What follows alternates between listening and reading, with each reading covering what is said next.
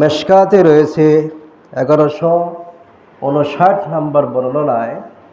এখানে বলা হয়েছে, উম্মে হাবিবা রাদিয়াল্লাহু তাআলা আনহা বলেন, রাসূলুল্লাহ সাল্লাল্লাহু আলাইহি ওয়াসাল্লাম ইরশাদ করেন, যে ব্যক্তি দিনে এবং রাতে 12 রাকাত সুন্নত সালাত আদায় করে, ওই ব্যক্তির জন্য আল্লাহ তাআলা জান্নাতের মধ্যে একটা স্পেশাল ঘর বানায় আনে। উম্মে হাবিবা রাদিয়াল্লাহু তাআলা বলেন, রাসূলুল্লাহ সাল্লাল্লাহু আলাইহি ওয়াসাল্লাম ইরশাদ করেন, যে ব্যক্তি দিন এবং রাতে 12 রাকাত সুন্নত সালাত আদায় করে, ওই ব্যক্তির জন্য জান্নাতের মধ্যে আলাদাভাবে আল্লাহ স্পেশাল জান্নাত বানিয়ে নেয়।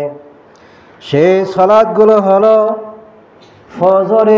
ফরজের পূর্বে 2 রাকাত সুন্নত সালাত, জোহরের ফরজের পূর্বে 4 রাকাত সুন্নত সালাত, জোহরের ফরজের পরে 2 রাকাত সুন্নত সালাত, মাগরিবের ফরজের পরে 2 রাকাত সুন্নত সালাত, এশারের ফরজের পরে 2 রাকাত সুন্নত সালাত। মোট কত রাকাত হলো? 12 রাকাত।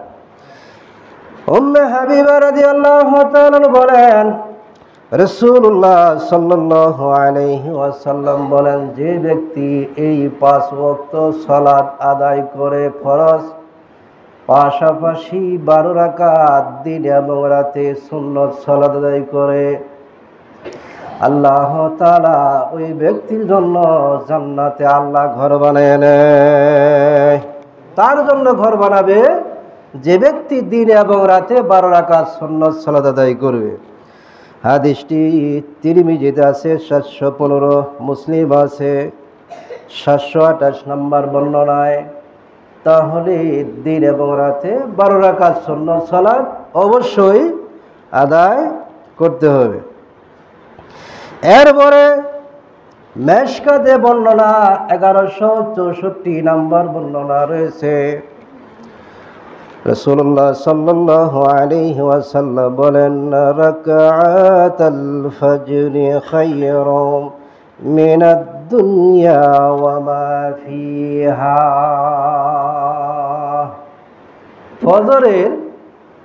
ফরজের পূর্বে 2 রাকাত সুন্নত সালাত আছে। মুসলিমে বর্ণনায় রয়েছে 725 নম্বর বর্ণনায়। মেশকাত আছে 1164 নম্বর বর্ণনায়। আয়েশা রাদিয়াল্লাহু তাআলা আনহা বলেন, রাসূলুল্লাহ সাল্লাল্লাহু আলাইহি ওয়াসাল্লাম বলেছেন, যে ব্যক্তি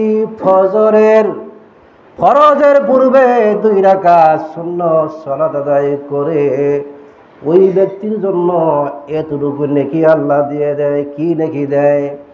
আসমানের মধ্যে যা আছে, জমির মধ্যে যাহা কিছু আছে, যে পরিমাণ স্বর্ণ রূপা মুদ্রা অর্থ সম্পদ যাহা আছে, ওই মুদ্রা ওই সম্পদ যদি বিক্রি করে যে মূল্য হবে, তার চাইতে বেশি মূল্যবান ফজরের 2 রাকাত সুন্নত সালাত। তাহলে ফজরের 2 রাকাত সুন্নত সালাত আসমান জমিনের মধ্যে যা কিছু আছে, এটা যদি বিক্রি করে যে পরিমাণ মূল্য হবে, তার চেয়ে বেশি মূল্য হবে ফজরের 2 রাকাত সুন্নত সালাত। তাহলে ফজরের 2 রাকাত সুন্নত সালাত অবশ্যই পড়তে হবে। এখন কোন মসজিদে দেখা যায় ফরজ সালাত শুরু হয়ে গেল, এখন কোনো মানুষ এসে ফরজের সাথে জামাতে সম্পৃক্ত না হয়ে সুন্নত সালাত আরম্ভ করে দেয়। রাসূলুল্লাহ সাল্লাল্লাহু আলাইহি ওয়াসাল্লাম বলেন, যখন ফরজ সালাতের ইকামত শুরু হয়ে যায়, একামত শুরু হয়ে গেলে আর কোনো সালাত নামাজ নাই, তাহলে ফরজের সাথে সম্পৃক্ত হতে হবে।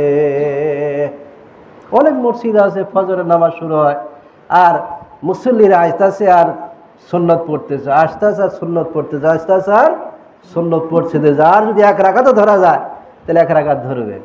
কিন্তু নবী সাল্লাল্লাহু আলাইহি ওয়াসাল্লাম বলেন সুন্নত সালাত তখন পড়া যাবে না, তখন জামাতের সহিত সম্পৃক্ত হতে হবে। এখন রাসূলুল্লাহ সাল্লাল্লাহু আলাইহি ওয়াসাল্লাম বলেন তাহলে যে সুন্নত সালাত ছুটে গেলে তাহলে কখন পড়তে হবে? বুখারী মুসলিম হাদিস দ্বারা প্রমাণিত, ফরজ সালাত আদায়ের পরে, ফজরের ফরজ সালাত আদায়ের পরে যে সুন্নত কাজা হয়েছে তারপরে 2 রাকাত সুন্নত সালাত আদায় করে নিতে হবে। বেলা ওঠার পরে 2 রাকাত পড়তে হবে এমন কোনো হাদিস নাই।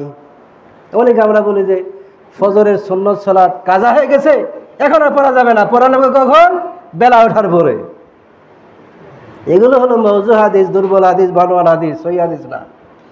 তাহলে সুন্নত সালাত ফজরে যদি কাজা হয়ে যায় তাহলে ফরজ সালাত আদায় শেষ হলে তাসবিহ তাহলিল পাঠ করার পরে যে ফজরে 2 রাকাত সুন্নত আমি পড়তে পারলাম, তাহলে ফরজ সালাতের পরে শেষ হওয়ার পরে 2 রাকাত ফজরে 2 রাকাত কাজা সালাত আদায় করে নিতে পারবে।